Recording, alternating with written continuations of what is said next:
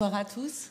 Merci d'être à la Maison de la Poésie ce soir pour une rencontre autour des monstres et de ce livre. J'ai qu'un seul tome ici dans mes bras, mais il y en a deux, qui est un livre assez phénoménal, du jamais vu, peut-être 800 pages, dont on va pouvoir parler ce soir avec son autrice, Émile Ferris, que j'ai l'honneur d'accueillir et qui nous vient de Chicago.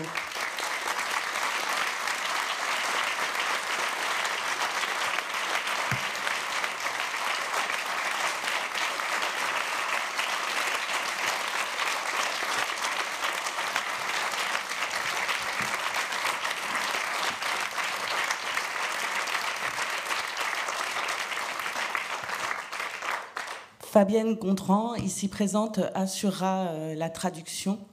Et voilà.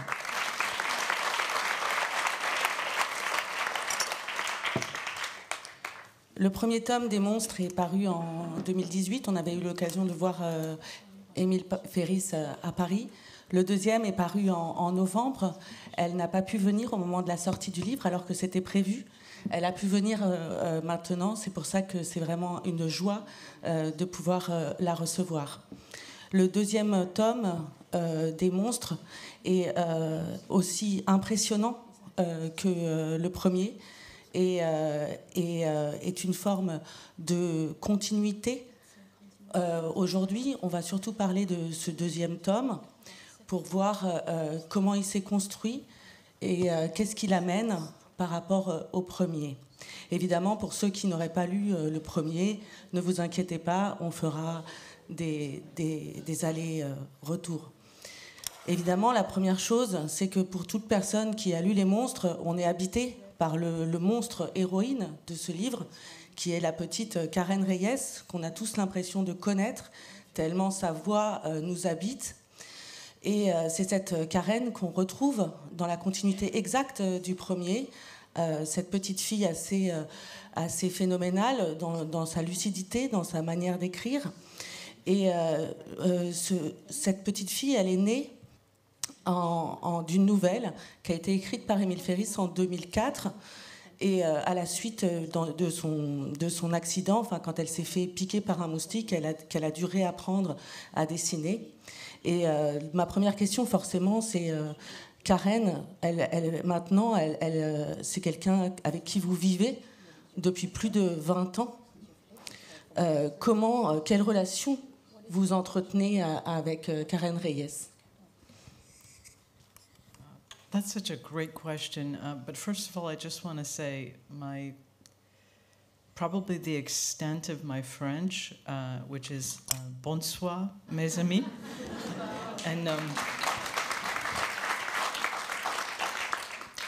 And just also to tell you that from my heart, I am so thankful for every single one of you, as readers, as friends, and as people who have come here tonight. And I love your city, I love your country, I love your language. You got all my ability just now.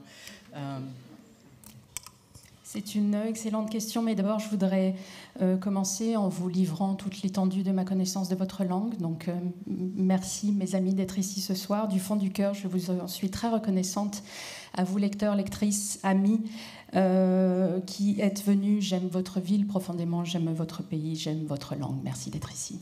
There's one person here that made it possible for you to have that book, and his name is Jean-Charles Khalifa. He is the translator who, as you know, did a fantastic job. And so...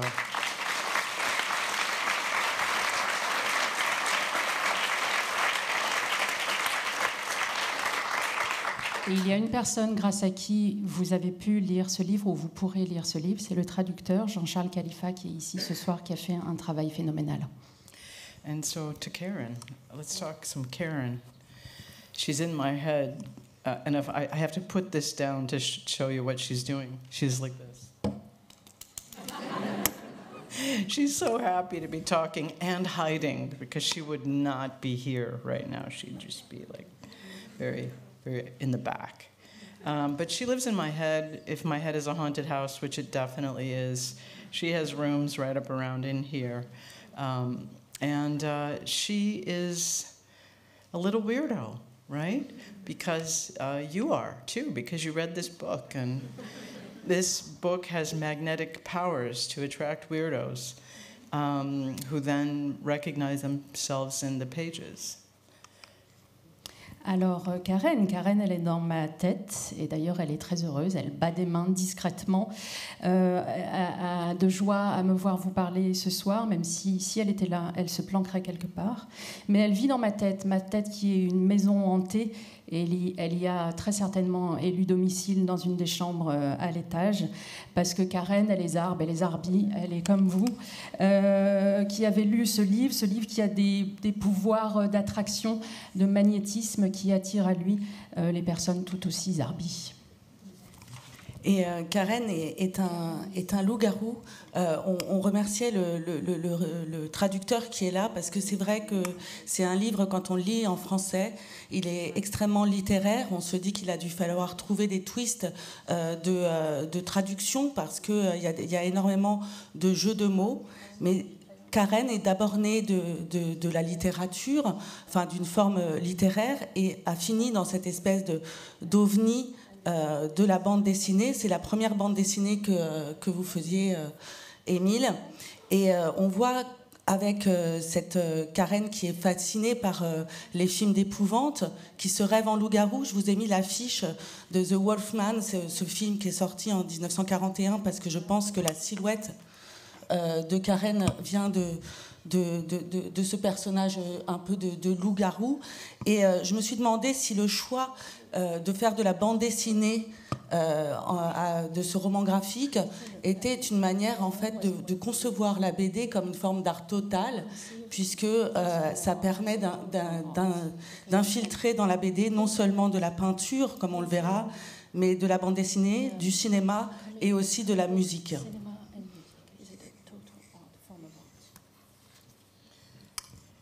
You know, I think that's true. I really think so. I think that was, you know, I wanted you to have the experience that you found this notebook on the bus, and you should return it, but you don't. You read it, and all of Karen's secret good stuff is in there.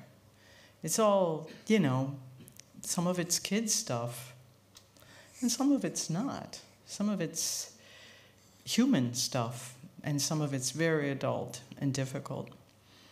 The movie, The Wolfman, I think I saw it when I was 5 years old. Maybe I was 4.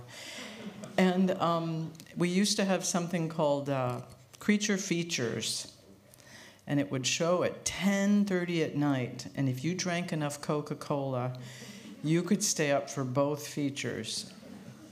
When I stayed up for this one, though, it ended because upset, heavyset Larry Talbot dies. Je suis d'accord avec cette analyse de l'art total. Ce que je voulais vous livrer, c'est une expérience. Vous êtes dans un bus, vous tombez sur ce carnet. Il faudrait absolument que vous le rendiez, mais vous allez plutôt le lire. Et vous allez y trouver tous les secrets de Karen, des trucs d'enfants, des trucs profondément humains, mais aussi des trucs d'adultes âpres et difficiles. Quand j'ai vu ce film dont vous parliez à l'instant, Le Loup-garou, je devais avoir 5, peut-être 4 ans. Et c'était à l'époque où il y avait les Creature Features. Donc c'était des projections de 2 films bout à bout le soir à partir de 22h30. Et si on buvait suffisamment de coca, ce qui était mon cas, on arrivait à garder les yeux ouverts pendant les 2 films. And I'll just say that ended with me crying so much for him. And wanting them not to have killed him, because I knew that he had a gift to give the world. Although at the age of 4 or 5, I might not have been able to tell you what that was. But Karen embodies the person who lives beyond being found out as a werewolf. She gives you her gift. And in the book, she doesn't have to hide that she's a werewolf. She's not afraid of her father hitting her with his silver cane and killing her. She has this wonderful brother who defends her and protects her. So she is almost, if you could reincarnate Larry Talbot and he could come back as a human being, it would be Karen Reyes, who has everything he probably wanted. Et la fin du film, pendant laquelle Larry Talbot meurt, m'avait brisé le cœur parce que j'aurais tellement voulu qu'on ne le tue pas. Et je savais du haut de mes 4 ans que ce personnage avait un don à offrir au monde, quand bien même à 4 ans, je n'aurais pas su dire de quoi il retournait exactement. Et pour moi, Karen incarne ce qui est au-delà de ce personnage, c'est-à-dire être un loup-garou, mais sans avoir à se cacher. Karen n'a pas peur de son père qui la frappe avec sa canne en argent parce qu'elle a son frère qui la défend, qui la protège. Et si Larry Talbot pouvait se réincarner et revenir parmi nous, ce serait très certainement sous la forme de Karen. Mais c'est vrai que les traumatismes sont finalement le cœur de ces livres, puisqu'on y parle de deuil. Et le loup est aussi une question d'explorer des espaces, se perdre, se trouver. Et le loup, c'est une manière aussi d'explorer la forêt. Et pour vous introduire ce 2e tome, puisqu'il y a vraiment une jonction qui se fait d'une fluidité totale par rapport au premier, c'est-à-dire qu'on quitte Karen dans la forêt du premier, la forêt qui renvoie à la première image de Karen, puisque dans le tout début du tome 1, je ne sais pas si vous vous souvenez, mais elle regarde dans l'œil de sa mère et elle y voit un arbre, l'île verte, qu'elle cherche, qu'elle perd, puisqu'à la fin du tome 1, la mère meurt. Et la première image du tome 2, on se retrouve dans cette forêt qui est vue à travers des œuvres d'art. Et du coup, je me demandais, puisque Karen vit à Chicago, une ville industrielle, une ville, la ville de l'abattage, des abattoirs, de la viande, qu'est-ce que la nature et qu'est-ce que cette forêt représente pour Karen? Peut-être une forme de liberté, enfin voilà. Wow, you just blew me away with that question. I don't have, no, I'll work at that. I can do that. I think I can do that. It's a pretty darn good question. One thing, though, whenever you're stumped, just propose that there's some howling. And I just wanted to kind of put it out there before we end. I'm stalling right now, okay? But I'm also wanting to say that I guess it was a big red moon yesterday, and I'm asking, is there anyone here who would be interested in joining me in a howl at the end of our time together? Alors tout d'abord, je suis absolument soufflée par votre question qui est absolument excellente et elle me sèche un peu, donc je suis un peu bloquée, un peu calée. Et ce que je fais quand je cale, moi je hurle. Donc je voulais savoir si hier c'était la grande lune rousse, je voulais savoir s'il y avait quelqu'un dans la salle qui, à l'issue de cette rencontre, serait prêt à hurler avec moi. Okay. Very good. That's a fantastic question about the forest, Lucy. I love that question. And Chicago's a little interesting because not only is it surrounded by forest preserves, but when it was designed by Burnham, I don't know if any of you have read Devil in the White City, but it tells the story of how Chicago developed. That's part of the story because half of the story is about Burnham. And it became Herbs in Horto, or City in a Garden. And we have just an extraordinary amount of green space in the city. So even if you're a poor kid growing up in the city, you have access to this amazing greenery. And so the lake and the forest, that's still something that's very much a part of the city. So it's not outside of Karen's experience. That said, pour retourner à votre question, qu'encore une fois j'adore, la particularité de Chicago, c'est que la ville est entourée de réserves forestières. Elle a été conçue par Burnham. Je ne sais pas si vous avez lu W and the White City, qui parle du développement de Chicago. C'est une ville dans laquelle il y a énormément d'espaces verts, de jardins, et donc un enfant qui grandirait dans une famille ou un quartier défavorisé ne serait jamais très loin d'un espace vert. Il y a des lacs, il y a la forêt, et tout ça fait partie intégrante de la ville. Donc pour Karen, ce ne seraient pas des choses qui seraient en dehors de son expérience du quotidien. So, very much, I'm not sure, here's another book that if you haven't read, you might consider. It's called The Doll Maker. And there was a movie made with Jane Fonda, and I don't necessarily recommend it. It's not that it's terrible or that she didn't do pretty good in it. It's just that the book is absolutely beautiful. I finished the book, and I cried on the L's so hard that people came to my aid. Because it was so monumentally disturbing and beautiful. But also Devil in the White City, great book about one of the first serial killers in the history of the United States. And I have personal connections to that too, which are really interesting. I won't tell you what they are. Anyway, the point is that you don't know this yet, because I mentioned the doll maker because you know that Karen's mother is Appalachian white. And one of the things that most of us kids who had parents who were Appalachian white did is we went to the forest preserve and took walks in the forest, which was weird because our forests, of course, still were kind of city forests.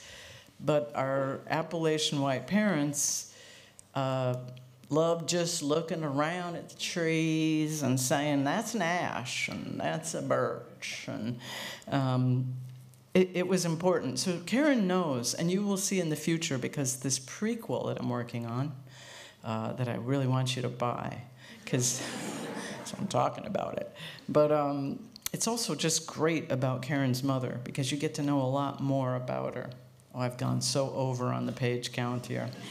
Il y a aussi une autre référence qui est The Doll Maker, qui a été portée à l'écran il y a quelques années avec Jane Fonda, que je ne vous recommande pas particulièrement, non pas que le film soit mauvais ou que Jane Fonda soit mauvaise, mais le livre est particulièrement magnifique. Et quand j'ai eu fini de le lire, je pleurais tellement fort que les gens sont venus me voir pour me demander si tout allait bien.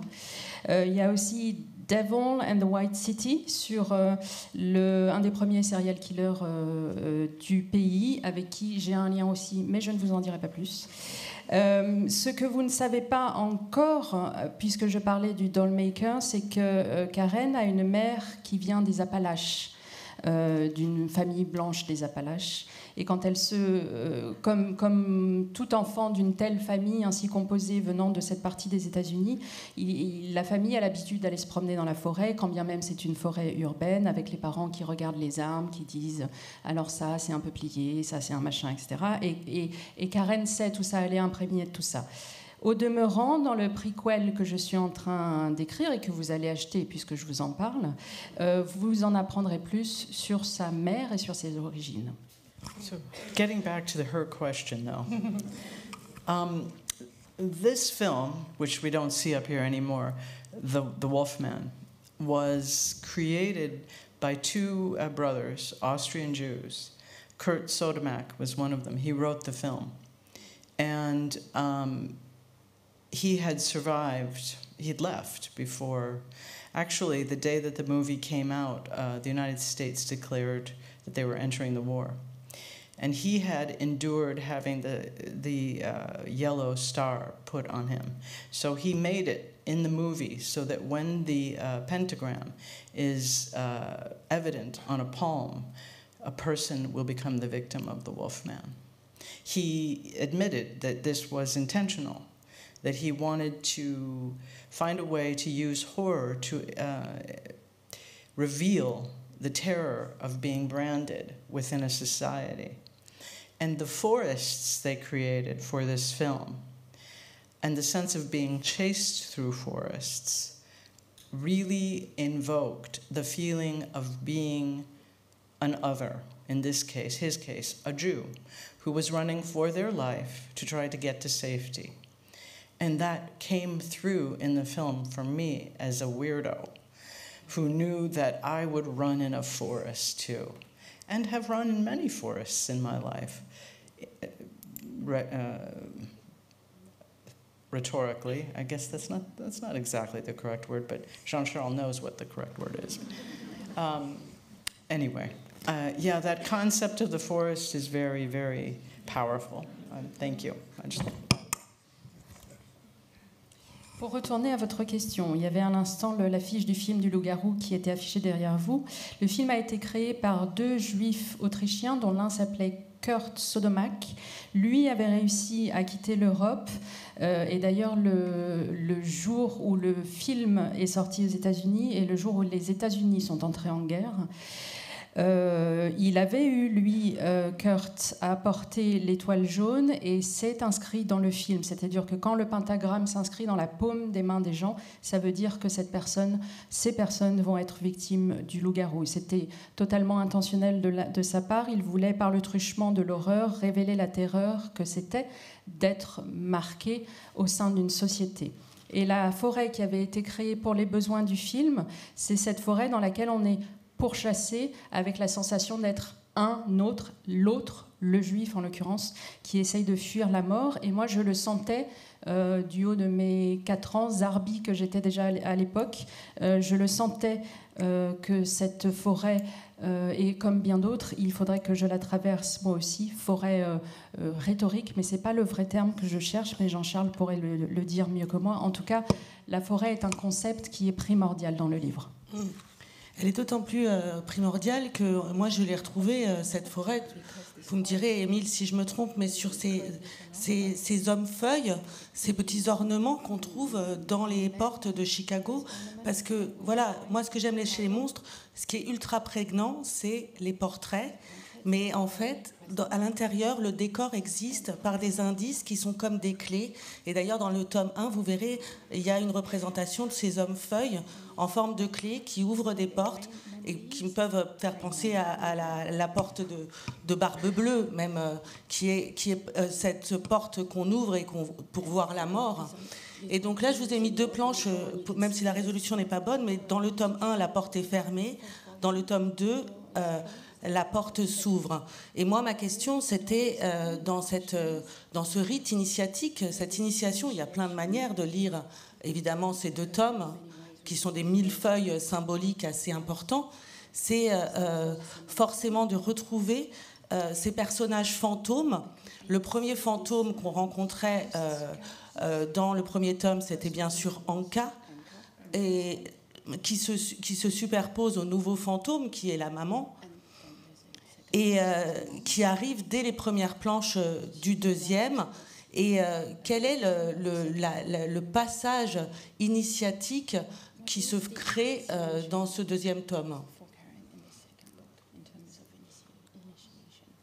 Car dans cette planche, pour aller un petit peu plus loin, il est question de choix. C'est-à-dire que ce livre, le premier tome était un peu s'approprier, se reconnaître en tant que monstre. Et là, Karen a grandi, elle est un peu plus réfléchie, elle réfléchit à sa condition de monstre. Quel monstre elle veut devenir? C'est finalement ce choix. Et le premier choix, il est éclairé par Anka. Well, I'm going to get into some dark shit. Well, okay, let's start. A few years back, somebody, I'm not sure who, decided that they would transport the entire London Bridge so that it could be used over a lake in Arizona. Did you know that? Okay, well, I'm not lying to you. And I'm not saying that I won't lie to you tonight, because I might. I'm just saying I didn't just lie to you. Even though what I'm just about to tell you is cuckoo bananas, okay? When they did the excavation on this particular bridge, they found that there were a number of children, the bodies of children, sacrificed and buried in the bridge. Holy shit, huh? And maybe I'm just Karen, or maybe all over the city of Chicago, when you see some of those symbols you just saw, the green man, maybe you're looking at a little, hey, guess what we put in the foundation of this building? Because that's actually a Roman tradition, is to sacrifice people and to put them in the foundations of the buildings. So, yeah, magical Chicago, magical everywhere, right? I mean, I'm not saying, and that's not magical in the Harry Potter way, I think. That's kind of more, that's darker. But that form of initiation, I think, is real. Personally, I believe that there are people who would do that. And if you don't, I want to live in your Daisy world because it's a great place, but... Bon, je me lance, c'est dans du lourd, là. On y va. Il y a quelques années, quelqu'un a décidé de transposer le pont de Londres pour le mettre au-dessus d'un lac dans l'État de l'Arizona. C'est pas un mensonge. Je vais peut-être vous balader au cours de la soirée, mais là, pour le coup, c'est vrai. Au cours de l'excavation, c'est complètement délirant, ils ont trouvé un grand nombre de dépouilles d'enfants morts, bien évidemment, qui avaient été sacrifiés et enterrés sous les fondations, sous les piles du pont. Alors, peut-être que je parle pour Karen, ou peut-être que, effectivement, partout dans la ville de Chicago, il y a ces fameux hommes-feuilles qui vous disent « Hey, sous les fondations, eh ben, il y a des corps ». Parce que c'était une tradition au temps de Rome de sacrifier des enfants pour les enterrer sous les fondations d'un bâtiment. C'est un peu magique, dit comme ça. Alors pas magique dans le sens Harry Potter, hein, magique un peu plus sombre que ça, mais je pense que c'est une forme d'initiation qui est réelle et qu'il y a des gens qui sont tout à fait capables de ça. Oui, et Anka est un peu l'histoire d'Anka, qui est donc morte, très certainement assassinée. Enfin, c'est toute l'enquête de Karen. Mais c'est son histoire terrible dans l'Espagne des années folles. D'abord enfant prostituée, puis juive déportée, et enfin servante d'un nazi, où elle est un petit peu... j'ai pensé au choix de Sophie, puisqu'elle va dans les camps pour prendre des enfants-filles, pour les sauver de la mort, mais pour les donner à la prostitution. Et il y a toute une idée à travers cette question de l'omniprésence des fantômes, qui est sur le traitement de l'histoire, de la mémoire. Et c'est quelque chose qui la mémoire cachée, la mémoire révélée, puisque ces cassettes qu'on a empêché la jeune Karen d'écouter tellement c'était horrible, elle va les écouter en cachette et découvrir la vérité. C'est-à-dire qu'il y a une volonté de savoir dans ce tome. D'ailleurs, elle fait un pacte avec son frère qui s'appelle le Club de l'honnêteté. Et donc ma question, c'est quel est l'enseignement que, à travers son histoire, Anka décédée transmet à Karen. J'avais mis ce dessin de Goya qui questionne dans l'histoire des monstres, puisque elle pose la question des bons et des mauvais monstres, puisque la sommeil de la raison engendre des monstres. L'image est assez de mauvaise qualité, mais vous voyez bien la gravure. Well, I think we're going back to the Green Man for a minute because he's pretty cool, isn't he? I mean, he's... I did a lot of research about him, and one of the things that I was told is that he was used so frequently in Chicago because Chicago was experiencing a renaissance, but I didn't quite buy that. And, I would say that at the moment that Karen encounters this particular symbol, this is a moment in the second book when she is beginning to realize that the world could be a great deal darker than she ever thought it was. Despite all the horror magazines and all the movies, she's beginning to realize that the world is just as dark. Because I think she's listening to Anka's stories and she's drawing them because she wants to believe them, because they seem impossible. And Anka has the reputation for being crazy. So you have to understand, she's, as we all are, when we hear about horror, true horror, we don't want to let it in. We weigh it. Is it possible that anything could be that terrible? Is that even possible? So I think that's her path, is that she's trying to figure out if she can believe that the world is this bad, or could it be that dark? And isn't it kind of a funny thing that she's doing that? Because, well, her brother has these girlfriends, so many girlfriends who, well, it's not quite explicit that they bring money to him. It's never really said, but I mean, there are other things too that happen that she sees that are kind of puzzlers, head scratchers, you would say. And yet, she's not really on board with any of that quite yet. I really am that person. I've gone over.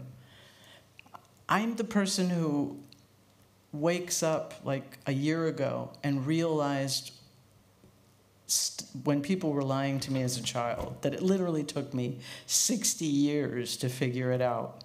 Oh, that's why my grandmother said that. You know what I mean? Just unbelievable that I wouldn't know this. I don't know if you've ever had this experience when you just sort of like figured stuff out. But Karen's smarter than I am, okay?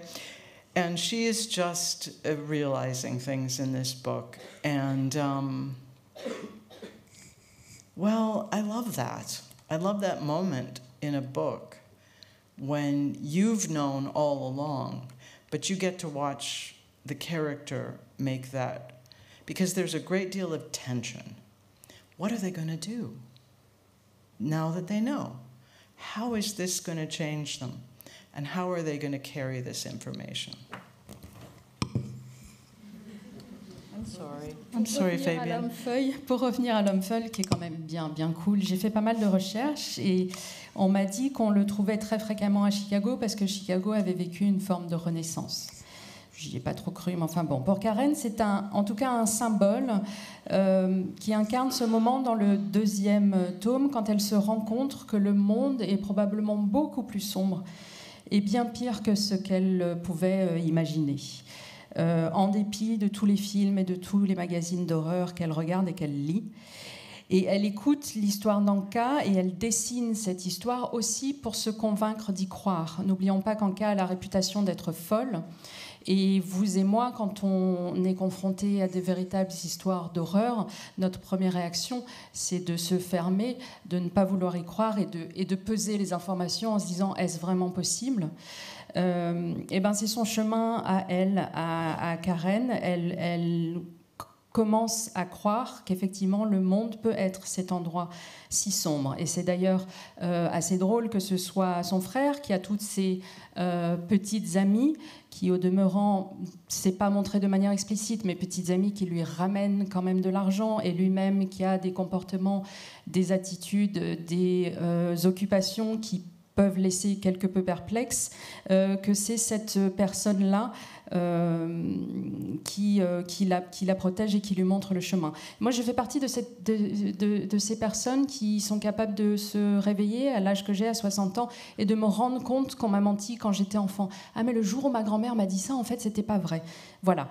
Karen, elle est plus intelligente que moi et elle se rend compte des choses, et j'adore ce moment dans un roman, dans un livre, où nous, en tant que lecteurs, on sait depuis le début et où le personnage s'empare de cet instant, fait une découverte, et c'est un moment de tension, un moment de bascule, et on se demande que va faire le personnage, comment va-t-il changer et comment va-t-il porter cette information avec lui pour avancer. Oh my God, thank you. I'm so sorry. Non, Merci Fabienne. Parce que ça me permet moi aussi de comprendre mieux, parce que mon anglais n'est pas assez assez bon. Mais c'est vrai qu'il y a toute cette question du frère, cette prise de conscience. La première planche que je vous ai montrée de cet album, c'est donc le jumeau mort, le jumeau assassiné. Et donc il y a toute cette thématique du double. Et je pense qu'il y a aussi, autour de cette question du choix, du blanc et du noir, une initiation à l'amour qui passe par le plaisir, la réconciliation à l'ambivalence, et qui passe par ce frère justement qui est ambigu, qui a des côtés mafieux, qui fait des choix qui s'expliquent mais qui ne sont pas forcément de bons choix, et que Karen finit par aimer, mais parce que Diz, le grand frère, c'est quelqu'un qui apprend à Karen à dessiner. Et ça, on l'avait vu dans le premier tome. Et dans le deuxième, il va carrément publier des livres. Et c'est là où, en fait, c'est le cœur peut-être du livre. Et c'est pour ça que je passe un peu vite. Mais c'est vraiment la question du pouvoir de l'art. Et là où vous voyez dans ce livre cette scène absolument fabuleuse où Karen est dans le métro et commence à croquer les gens. Et des gens... il y a quelqu'un qui la croque en fait, et là elle se rend compte du pouvoir en fait du dessin. Donc cette histoire de grenouille, donc la grenouille c'est l'indifférencié, et qui une fois qu'on la dessine prend quelque chose, se transforme par le dessin. Et donc, la traduction, merci monsieur le traducteur, parce que je me suis demandé comment on prenait un verbe comme ça, sur le verbe comprendre, de prendre avec soi. Je ne sais pas comment on dit en anglais, understand, si c'est la même chose. Mais en tout cas, la traduction, c'était de comprendre. Je prends le dessin pour comprendre le monde, et comprendre le monde, c'est prendre avec soi. Et je trouve ce passage assez beau sur le pouvoir de transformation que le dessin a sur le monde. Thank you very much. Well, the person who drew Karen is actually an American, but she lives here now, and her name is Laura Park, and she's a fantastic artist, just tremendous. So I had to do that because she not only, I don't know if she'd wear those I'm not sure about that, but she's a great artist. And yeah, it's turnabout. She gets drawn. I'd forgotten about that.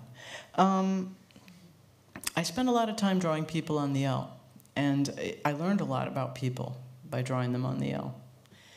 And one of the things I learned is that if somebody is looking around a lot, like shiftily, they might not be a good person to draw, because I drew a person like that, and they realized I was drawing them, and then they came and they said, "Let me see that." Okay. And I showed them, and they looked at me and they said, "I'm not supposed to be here." In other words, I'm on parole, and I'm like, oh, this is great. But I like the drawing. Give it to me, and we're fine. Okay, and so I did. And that's probably, there would be a whole nother trajectory if that was a bad drawing day, where you just wouldn't know me, there would be no book, this was the end of things. That's it, bye-bye. Merci beaucoup pour ce commentaire sur cette planche. La personne qui a dessiné Karen s'appelle Laura Park. C'est une fantastique artiste. J'avais d'ailleurs complètement oublié cette planche. Merci d'en parler. J'ai moi-même l'habitude de beaucoup dessiner les gens dans les transports, dans le métro. Et je fais en sorte, depuis peu, de ne plus dessiner les gens qui regardent autour d'eux d'un air un petit peu louche, parce qu'il m'est arrivé une fois de dessiner une telle personne qui s'est rendu compte que j'étais en train de dessiner, qui est venu me voir et qui me fait « Tu fais quoi là ? Montre-moi ». Ok, je lui ai montré. Et il fait « Mais moi, je ne suis pas censée être là, je suis en liberté conditionnelle, donc tu vas me donner ce dessin. Et on va en rester là et tout va bien se passer pour toi. » Voilà, heureusement, le dessin était pas mal, parce que sinon, ça aurait pu se terminer autrement et je n'aurais pas été là pour vous parler. Oui, ou bien il aurait fallu. Ce qu'il y a de quand même assez super dans cette planche, c'est qu'aussi vous révélez que, en gros, vous commencez par dessiner par le nez, et que quand vous n'avez pas fini, le monstre se dégage. Donc c'est vrai, vous commencez à dessiner vos portraits par le nez. Not every time. Sometimes you'll see a really strange forehead, and it just says, "Draw me right away, because I'm going to make the best monster you ever saw." Sometimes it's a pair of ears. You're like, this person, and then you have to be really careful, because you really do not want people to see you drawing their big ears. That's not going to work out for you. Sometimes it's a mouth, but a nose is a great place to start, because you can really not go wrong with a nose. I mean, it's hard to go wrong with a nose, so yeah. Pas à chaque fois. Je peux commencer par un front un peu bizarre, et de ce front, un petit monstre me dit « Ouh, mais je vais être le meilleur monstre que tu aies jamais vu », ou alors les oreilles. Mais les oreilles, il faut faire attention, parce que si on se plante et qu'on fait des oreilles trop grandes, on peut froisser les sensibilités. Je peux aussi démarrer par la bouche, mais c'est vrai que le nez, c'est un super point de départ, et le nez, on ne peut pas vraiment se tromper. Oh, and yes, and thank you again, Jean-Charles, because you did a beautiful job with things that were difficult to translate. This was probably one of those pages. Oh, wait, it's a different page now. Okay. Yes, right. Yeah. Et merci Jean-Charles encore une fois, parce qu'effectivement, ce genre de page typiquement devait avoir des difficultés conséquentes, et vous avez fait un magnifique travail. Mais je voudrais rester sur la représentation, puisque finalement, petit à petit, on s'approche un peu au cœur de la magie et de la force des questionnements du livre. C'est-à-dire qu'il y a des moments comme ça où le style varie. C'est aussi ça qui fait la richesse du livre. Et il y a le choix. Donc là, j'ai mis cette image de celui d'espèce de SDF qui vient pisser sur la vitre. On verra ensuite qui il est.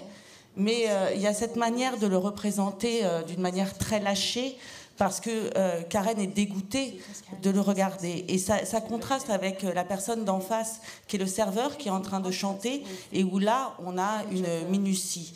Une minutie qui est peut-être une de mes planches préférées de l'album, c'est-à-dire ces cheveux qui sont les cheveux des petites filles tondues qui vont aller à la chambre à gaz, et on voit tout l'amour qui a été fait, évidemment pas dans cette projection où les croisillons sont, mais où on voit toute la minutie des couleurs et du travail coloré qui a été fait pour redonner vie à ces fillettes qui vont mourir. Et à l'inverse, cette scène de meurtre où Karen dit « je ne peux le représenter qu'en comics ». Et moi, ma question, c'était parce que là, ce que va se poser comme question à Karen, c'est la question de la beauté, de la représentation. Qu'est-ce qui est beau? Well, you know, one of the things that I think I want to leave with you, because this is something I've lived, and I'm certain that you will have had experience with this already, and maybe you're at a point in your life where things are difficult and it's hard to imagine how they're going to get better. Sometimes that can be just family trouble. Sometimes that can be an elderly parent or a diagnosis or God knows what. Or a job loss, or just feeling lost and like you've never really achieved your goals in life. You don't know really who you are, because we never get asked. We go to school and they don't say, hey, who are you? You know, they say, learn to multiply. You know, it's just like, whoa, I don't even know who I am, you know, but I know what 12 times 12 is, thank God. It's just, okay, I won't get on school, but I could. The point I guess I'm making is that the best thing I learned in my whole life was how to embrace the magic of my unique catastrophes. And we all have completely unique catastrophes that we get to experience in this lifetime. I've come to the edge of the page. on traverse tous, vous et moi, c'est pareil pour vous, c'est pareil pour moi, des difficultés dans notre vie. On pense parfois qu'on ne va pas s'en sortir. Ça peut être des problèmes familiaux, ça peut être un parent âgé, malade, ça peut être la perte d'un emploi, ça peut être tout simplement la sensation d'être déboussolé. Sachant qu'à l'école, personne ne nous pose la question « Et qu'est-ce que tu es ? Qu'est-ce que tu veux devenir ?» On nous dit plutôt « Apprends ta table de multiplication. » Et donc, je ne sais pas qui je suis. Je suis en revanche capable de multiplier 12 par 12, mais je ne sais pas qui je suis.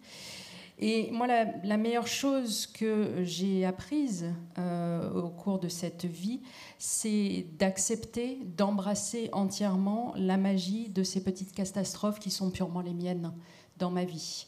Et l'expérience que je peux en faire et en avoir. So what about the great question that Lucy just asked me inspired me to rant on that? Well, my unique catastrophe was that I couldn't walk until I was almost 3 years old, which meant that I had to draw. I had an artist mother, brilliant surrealist painter, and she made me a little studio on the living room floor. And when I was 6 months old, she gave me pens. Probably not what you do with a 6-month-old, but I learned how to draw. And I really kind of took to it. My parents were very surprised because I drew every petal on the flower exactly as I saw it. And since I couldn't get up, like most kids do, and toddle to the flowers, I touched them with my eyes and my pen. And I really touched them. And I still do that every time I do a drawing. And when I was drawing the hair of those children who, all that was ever left of them was hair, because that was found after the Holocaust, just pounds of hair and shoes and eyeglasses. I had looked at the pictures, the hundreds of pictures of children that you can see that went through Auschwitz especially. And I imagined stroking those heads of hair. And it gave me an emotional feeling that I tried to convey into the drawing. And I do that with every drawing I do. That's the magic of my unique catastrophe, is that I touch things when I draw them. And I think that for you as the reader, you experience that sensation through some magic that I don't understand. And if there's a real science-y guy in here, he'll say, that's impossible. We have not been able to prove that. But you've also not been able to prove almost everything else. Because what we know is teeny, and what's out there is big. So I hold to this magic. I've destroyed Fabian. Pour en revenir à la question, avant que je n'ai fait cette digression, ma catastrophe intime, personnelle à moi, c'est que je n'ai pas pu marcher avant l'âge de 3 ans. Et donc, à la place de marcher, j'ai dessiné. Ma mère était artiste, c'était une merveilleuse peintre surréaliste, et ma mère m'avait construit un petit studio au rez-de-chaussée de notre maison, et à l'âge de 6 mois, elle m'a donné des stylos. Pas forcément ce qu'on fait avec un enfant de 6 mois, mais c'est ainsi que j'ai appris à dessiner, et ça m'a vraiment plu. Et tout de suite, j'ai dessiné, par exemple, les fleurs avec une très très grande précision. Parce que je ne pouvais pas me lever pour aller les regarder, les toucher de près, eh bien, je les touchais avec les yeux et je les touchais avec le bout, la bille de mon stylo. Et encore aujourd'hui, quand je dessine, quoi que je dessine, je le touche. Et c'est le cas avec les cheveux de ces enfants qui étaient le seul reste de leur passage sur Terre, parce qu'on sait très bien, notamment à Auschwitz, à l'ouverture des camps, qu'on a retrouvé quantité de lunettes, chaussettes, nattes de cheveux, comme le montrent des centaines de photos. Et j'ai aussi, lors de mes recherches, consulté de centaines de photos d'enfants. Et j'aurais souhaité pouvoir caresser leurs cheveux et d'y penser, de le dessiner a provoqué en moi une émotion très forte que j'ai cherché à retranscrire dans ce dessin. Mais dans chaque dessin, il y a à l'œuvre cette magie qui est née de ma catastrophe unique à moi, que je touche à travers le dessin pour que vous, lecteurs, lectrices, vous puissiez faire à votre tour l'expérience de cette sensation. Moi, je pense que c'est de la magie. Il y a forcément quelqu'un qui va me dire c'est pas possible, ça n'existe pas. Et je lui dirai prouve-le-moi parce que tu n'as pas été capable de prouver tout le reste. Et on sait très bien qu'il y a 3 fois plus de choses qui existent que ce que tu as été capable de prouver. Donc moi, je m'accroche à cette idée de la magie. Oui, et je suis d'autant plus d'accord que je l'ai ressenti dans toute cette attention qui était portée, à l'inverse, sur ce portrait de Dorian Gray que je vous ai mis. Mais pour aller un tout petit peu plus vite, parce que j'aimerais vraiment vous parler de ça, parce qu'à mon avis, c'est le cœur vraiment du livre, c'est la question du rapport de Karen à l'art. Donc avec ce Art Institute of Chicago, la plupart des œuvres extraites du livre sont des œuvres exposées à Chicago. Donc qui permettent de voir que en fait ce musée est un personnage. D'ailleurs, Karen dit on l'aime, mais alors que dans le premier tome, elle apprenait à aller au-delà du regard dans le tableau, c'est-à-dire à le sentir, à le toucher. Dans ce tome, elle le questionne. Elle questionne notamment les questions de représentation de la violence. L'art propagande, c'est-à-dire le génocide des Indiens qui est devant le musée, mais aussi cette gravure de Picasso qui est le Minotaure, qui est la souffrance des femmes, et ce qu'elle va retrouver dans un motif qui est le Judith et Holoferne. Et ce qu'on disait sur le traumatisme qui se ressent, et ça c'est une question donc cette question de Judith qui décapite Holoferne, ce motif de la décapitation, il ne faut pas oublier que le doudou de Karen est un doudou décapité, qu'il y a eu toute l'histoire de Méduse l'a décapité, et il y a cette représentation de Artemisia Gentileschi où on sent en fait le vécu. Enfin, Karen ressent le traumatisme réel qu'il y a derrière ce tableau. Et je me demandais si ce que vous racontiez sur la magie, c'est-à-dire de la transmission de ce qu'on met dans le tableau, est-ce que c'est ce qu'on ressent devant cette variation d'un motif finalement historique dans le tableau d'Artemisia Gentileschi? Darn, you asked good questions. J'essaie d'aller vite parce que je sais qu'on doit... La vache, elles sont bonnes, vos questions. Yeah, very. I think you've actually put your finger on so much of what's in the book in terms of where the paintings are very intentionally chosen to talk about trauma, and you've sensed some things that really make me happy. For one thing, when you sense that the peeing guy is being drawn very quickly, it's because it is upsetting. And these things, although they are upsetting, are mysteries. And when you're a child and you get a great painting, like one of these paintings, you spend time on it, not just because it evokes a horror cover. What horror cover would not be, graced by that? That's fantastic. But also because you're trying to puzzle the adult world out. I mean, this is an adult world, and as a child, the idea that one person would actually cut another person's head off is a puzzler. Just because, what? It's just like, it's amazing, but not great. I definitely think Karen is trying to understand this and this trauma, and you're right, Blemmy has had his head cut off. So there is this kind of theme, and guess what? There's more head cutting coming. There's more Yeah, there's more head stuff coming in the prequel.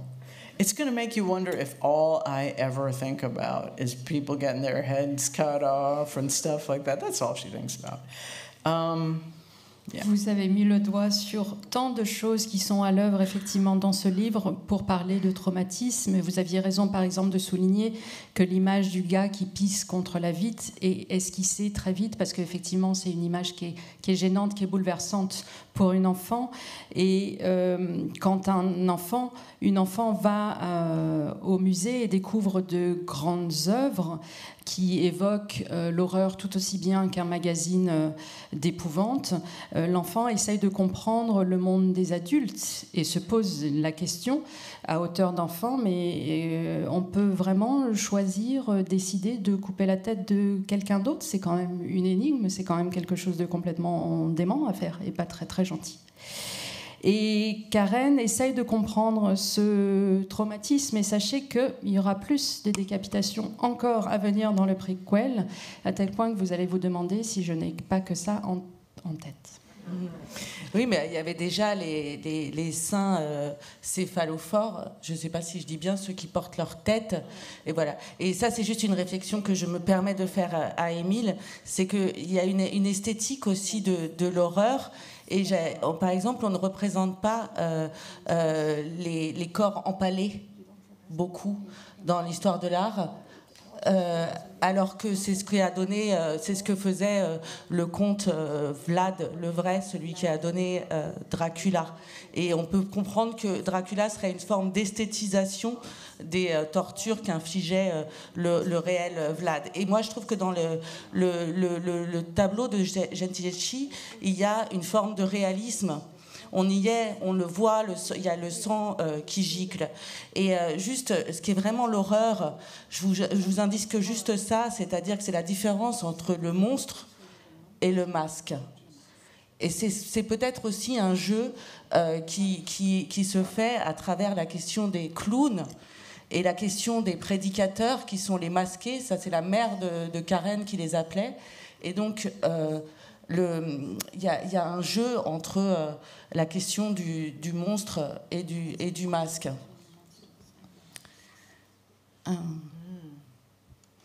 Okay, you did it again.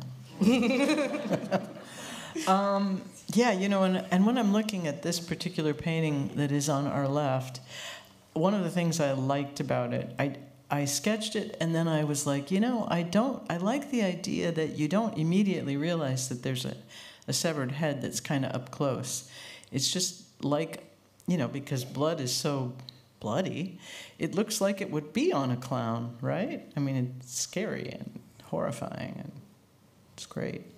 So, yeah, I kind of...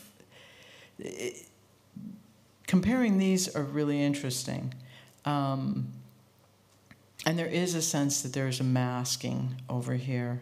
But there's also a sense that there's a masking over here, but that there is really no mask, that this is the reality and that this is not. And that word I love so much. And Germans are so cool, right? Because they come up with words that are just fantastic. And they're like 14 concepts in one word. And the word I like is unheimlich, you know, the uncanny. There's something uncanny sometimes I think there's a bit of uncanniness in this particular piece because there's that stare. The stare that says, I've experienced so much and I'm utterly traumatized by it.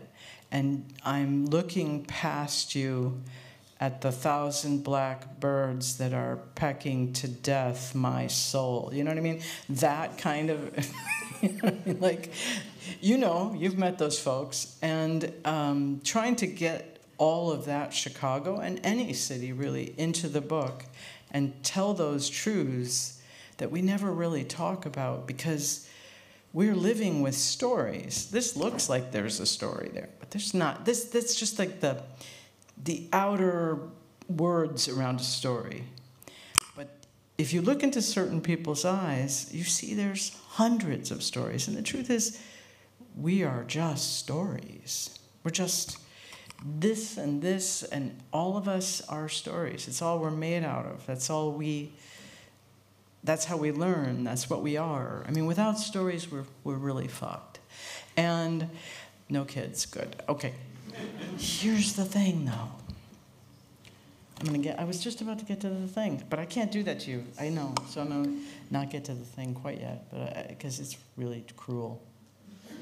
Quand j'ai esquissé l'image à gauche, j'aimais bien l'idée qu'il y ait cette tête coupée avec ce sang parfaitement sanglant et qu'on a l'impression qu'elle soit sur un clown, mais que ce soit totalement effrayant.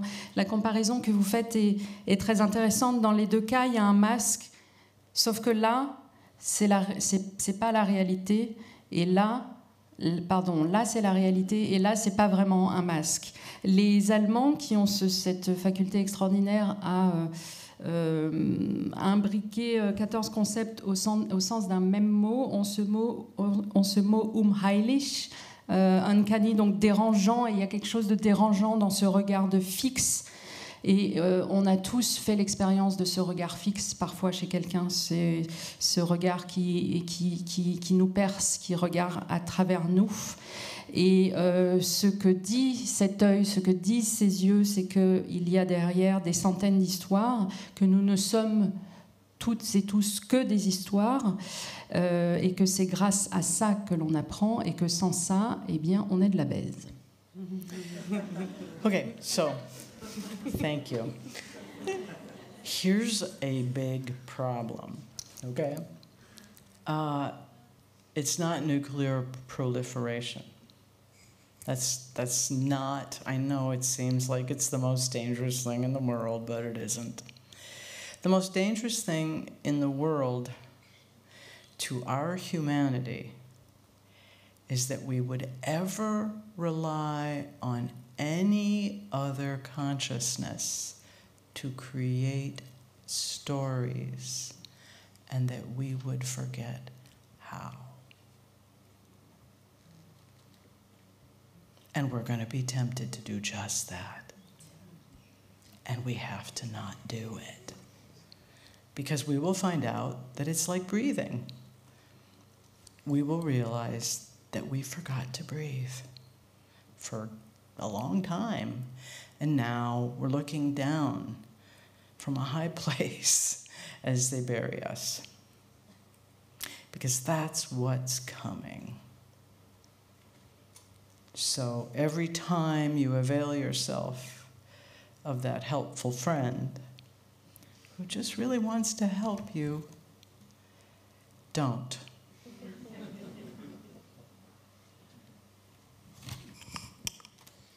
Et le plus gros problème qui se dresse devant nous, et ce n'est pas la prolifération nucléaire, contrairement à ce qu'on pourrait croire ou ce qu'on voudrait nous faire croire, le plus dangereux problème face à notre humanité, c'est cette propension de laisser une autre conscience que la nôtre créer des histoires.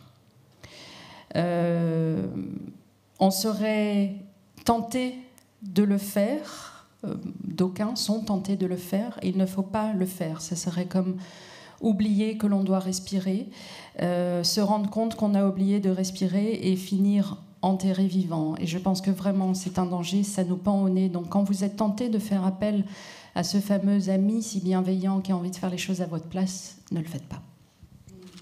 Oui, mais ce qui est vrai aussi, c'est que, enfin, moi je l'ai lu comme ça pour finir, parce qu'il va falloir rendre la salle, mais juste une petite dernière question, parce qu'en fait, au départ, Karen, elle est seule, elle est d'autant plus seule qu'elle vient de perdre sa maman, et au fil du livre, elle recrée sa meute, et elle recrée la guilde des zombies bienveillants avec sa copine Shelley, forcément pour Mary Shelley, la poétesse. Les monstres, c'est des artistes. Il y a Franklin qui devient un chanteur et qui charme tout le monde avec la musique. Il y a Jeffrey, l'alien écrivain. Et il y a finalement ce que j'ai appelé l'amour en meute. Et est-ce que c'est finalement ça aussi, cette espèce de manière de se reconnaître dans les autres, dans les autres monstres artistes?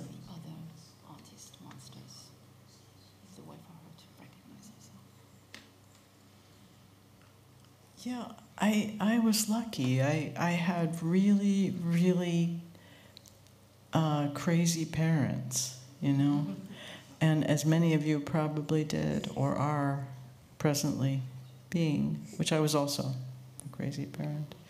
But having artist parents was fantastic. I mean, it was terrifying, but it was wonderful because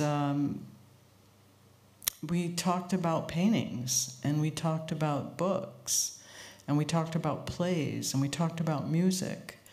And I never remember talking about accounting, which there's a lot of stories. It would have been there would have been good things talking about accounting, but artists don't do that. We're not like that so much of the time. Yeah, it's important to have friends who talk to you about the things you love, and we do have a magnetic pull. They did a study, and they found that if you give people a few seconds in a room, 100 people, let's say, and you say, divide into pairs, they will immediately divide into pairs just after seeing somebody, and even that speed, they find that the pairs actually have tremendous amount in common and have a kind of a resonance. It's very strange how we know our tribe. I've always known my tribe. I've always known it was artists. And by artists, I include chefs and gardeners and parents, because parents make people. It's the greatest work, really. I mean, it's the hardest thing to do. So there I am going over. So I'm going to stop right now. J'ai eu de la chance d'avoir des parents complètement barrés, certainement comme vous avez eu la chance d'avoir des parents complètement barrés, ou comme vous avez la chance d'être des parents complètement barrés, ce que moi aussi, j'ai été parent complètement barré. Et c'est à la fois terrifiant et génial d'avoir des parents artistes, parce qu'on parle de poésie, de livres, de peinture, de pièces de théâtre, de musique. J'ai pas trop le souvenir d'avoir causé comptabilité. Les artistes n'ont pas trop tendance à verser dans ce genre de sujet. Mais c'est important d'avoir autour de vous des amis qui vous parlent de ce que vous aimez. Il y a une étude qui a été menée où on mettait plusieurs dizaines de personnes qui ne se connaissaient pas au sein d'une même pièce, et on leur demandait de se scinder par groupe de 2. Et assez spontanément, très très rapidement, les gens qui se mettaient par 2 avaient beaucoup de choses en commun, comme une caisse de résonance. Et je pense qu'on connaît tous notre tribu. Moi, je connais la mienne. Ma tribu, c'est les artistes depuis toujours. Mais ce sont par artistes, j'entends aussi cuisiniers, cuisinières, jardiniers, jardinières, parents, parce que les parents font des enfants, et c'est ce qu'il y a de plus dur et de plus merveilleux, et je vais m'arrêter là. Merci beaucoup, parce que voilà, il est tard. Émile dédicacera, mais seulement en signature. J'indique simplement que cette soirée était organisée par la revue Cometa, que vous pourrez découvrir en sortant. Et je pense qu'en initiation à l'art, c'est un livre qui est important pour explorer la peur, explorer les représentations, et se découvrir et découvrir d'autres choses, et se donner du courage. Et sur ça, merci beaucoup, Émile, parce que c'est vrai que le courage, il en faut. On aurait pu parler de la guerre du Vietnam, on aurait pu parler de la guerre actuellement, mais il y a tout ça dans ce livre, et j'espère que vous l'avez bien compris, et que la création est peut-être ce qui nous reste à faire malgré tout. Merci.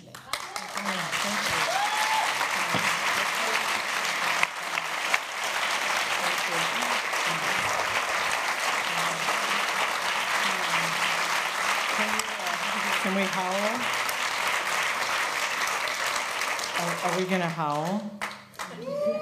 Well, let's really do it. You're a good starter. On va hurler. Il y a quelqu'un qui a démarré là. You were the one that ran at the head of the line, and the nuns probably got you. But let's really do it. Let's really do it. Oh, I gotta get ready for running through the forest. Oh God, through the forest. Feels so good. The air's so good. Okay.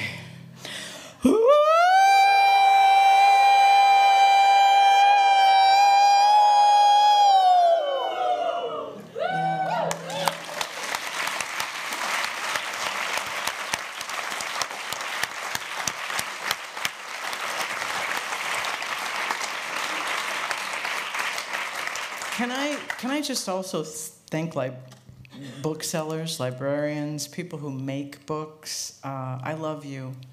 I really do. I really think you're my tribe and you're wonderful. And we need to, there may be a time when we hide you in our basements. Okay, that's dark. I'm sorry. It's very dystopian.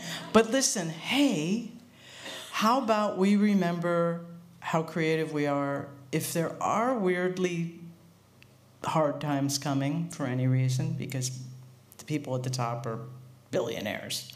And we, in the United States, we kind of have this idea that we can billionaire our way out of things. Like, we'll just get billionaires. They'll help us. That's something my friend Kurt, who's right here, that's what he said. I thought it was brilliant.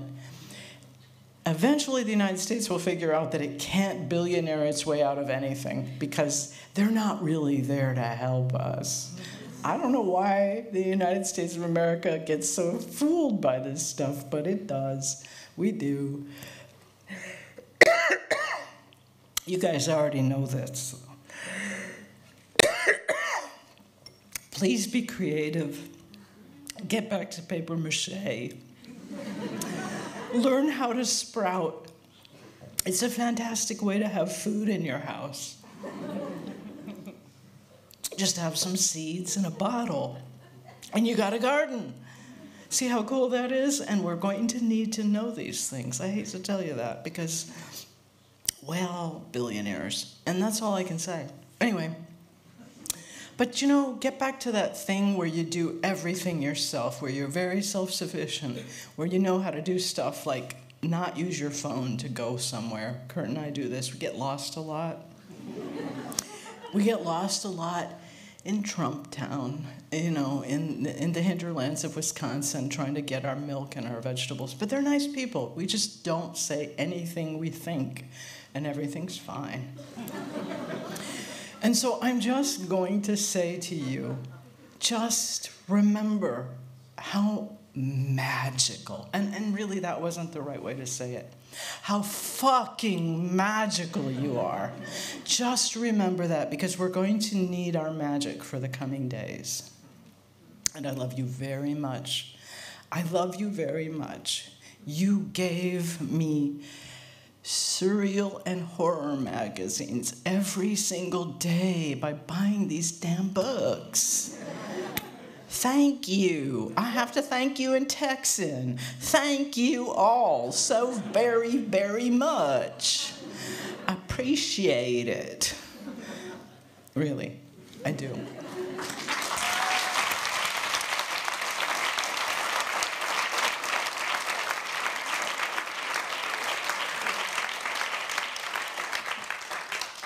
Et pendant que j'y pense, les libraires, les librairies, je vous aime. Vous faites aussi partie de ma tribu. Vous êtes merveilleux. Il viendra peut-être un moment dans ce bas monde où il faudra vous cacher à la cave. C'est un peu une dystopie pour l'instant, mais peut-être que ça viendra. En parlant des temps à venir, n'oubliez pas d'être créatif, parce que les temps à venir vont certainement être ardus, parce qu'au sommet, s'occupant de nous sont des milliardaires, surtout aux États-Unis, où tout le monde pense qu'on va s'en sortir à coup de milliardaires. Et les USA n'ont toujours pas compris que ça ne marchait pas comme ça, que ces gens n'étaient pas là pour nous aider, et on s'est bien fait avoir, et vous le savez comme moi. Alors je vous en supplie, soyez créatifs, retournez au papier mâché, retournez à la germination, achetez des graines, faites-les pousser dans des bocaux, parce qu'il va falloir apprendre à tout faire tout seul, sans utiliser de téléphone. Kurt et moi, on s'amuse à se balader, à sortir sans téléphone, et on se perd invariablement. On se retrouve dans des coins du Wisconsin à acheter notre lait et nos légumes, où on se garde bien de dire aux gens qui nous en tirent ce qu'on pense, et on s'en sort très bien. N'oubliez pas à quel point vous êtes magique, non, plus précisément, n'oubliez pas à quel point vous êtes putain de magique tout ce temps que vous êtes, parce que la magie, c'est magnifique, et je vous aime très très fort, et je vous remercie pour tout.